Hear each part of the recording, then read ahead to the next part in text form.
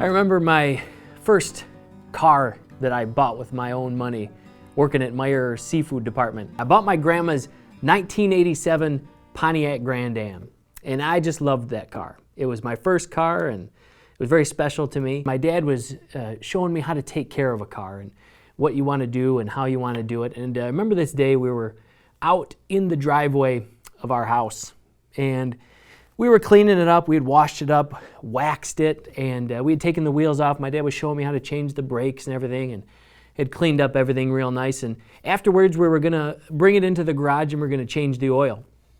Now, my dad had these ramps set up already in the garage.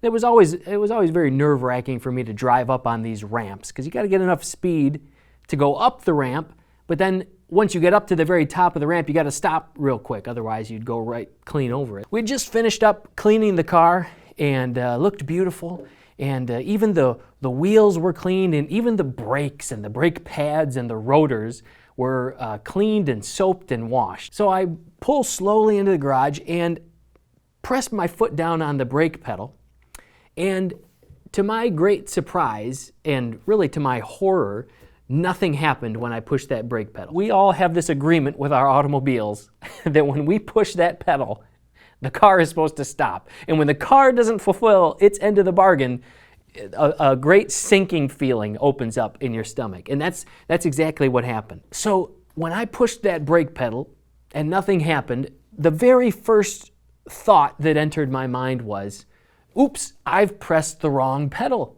I must be pressing the gas pedal because nothing's happening here. So before I could even think about it, before I could even register anything, I pull my foot off of the brake pedal and slam it on the other pedal, which is, of course, the gas pedal.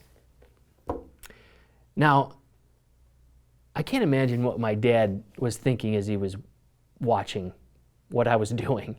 He's at the other end of the driveway, and he sees me slowly pulling into the garage, and he sees the brake lights come on, but then he sees the brake lights go off, and he hears the revving of an engine and the car plowing at full speed right into the garage. Now, I had no idea what was happening. I was behind the wheel of the car, and all I had known, the last thought in my mind was, the car wasn't stopping, I must have hit the wrong pedal, and the next thing I know, I am smashed clean into the back of the garage. And my next thought that I can remember thinking was, oh, thank God I'm alive. I didn't die. And then as I look in the rear view mirror, I see my dad running to the car, and my next thought was, well, I survived the crash, but I'm not going to survive what's coming now. My dad is going to kill me. This is it for me. I mean, I knew that my dad was going to kill me when he got up to that car.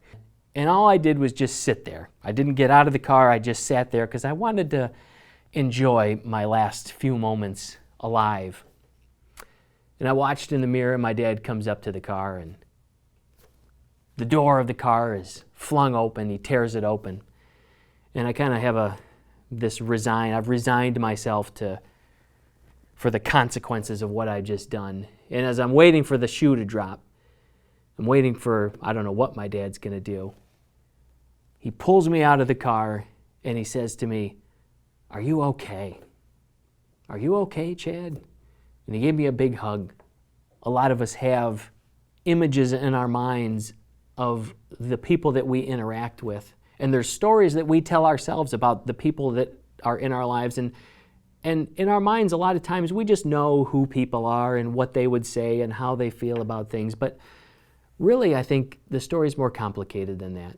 One of the things I love about the table is a great place to, at the end of a crazy day, just reconnect, get refocused on what really matters. And when we find ourselves telling ourselves stories about other people, how we think that they would act, what we think that they would say, what we think that they would think, we really need to set those things aside and instead just listen to those people. Hear them out instead of telling us what we know that they think. Just listen to what they think. And how much more do we need to do that with our Father in heaven? We feel like we know what God thinks. We feel like we know how God acts. We feel like we know how God would treat us and what He thinks about us. We need to set those things that we tell ourselves aside and just listen to how He actually feels. Hear what He actually thinks and experience how He actually loves us.